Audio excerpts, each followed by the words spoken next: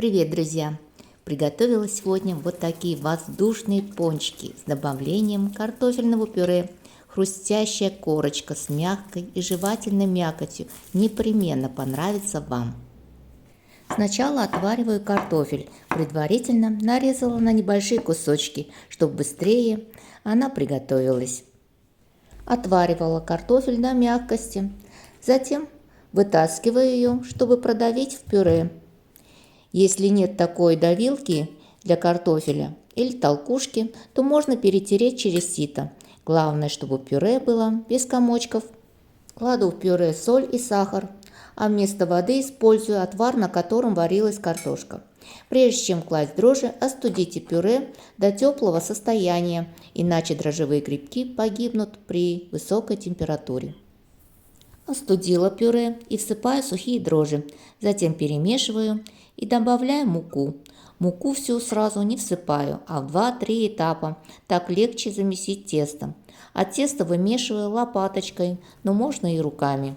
А добавляю отвар или воду в тесто, пока оно не станет вот такой примерно консистенции.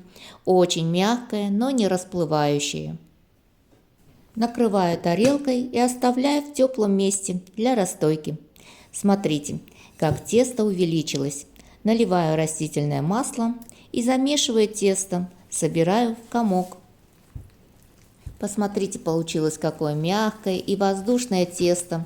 Оно прямо попискивает при замесе.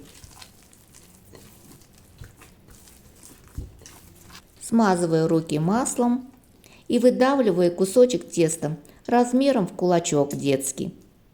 Придаю гладкую, ровную поверхность и кладу шарик на поднос, смазанный маслом.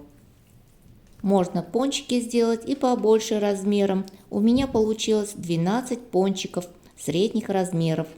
Нагреваю растительное масло и обжариваю на среднем огне. Проделываю дырку посередине и растягиваю ее слегка. Получается как бублик. Аккуратно кладу пончик в разогретое масло и подливаю слегка ложкой поверхность, чтобы образовались пузырьки. Обжариваю пончики, как обычно, с двух сторон до золотистой корочки. Несмотря что они кажутся очень жирными, масла так много они не впитывают, хотя сказать, что они диетические, очень трудно, то есть неправильно.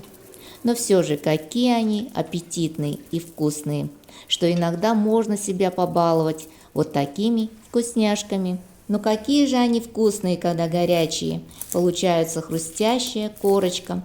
Ну и когда остынут, тоже вкусные и мягкие, хотя и не такие хрустящие. Добавление картофельного пюре делают мякоть пончика очень нежными. Попробуйте непременно. Всем удачного дня и хорошего настроения. С вами была Наталья. Пока-пока.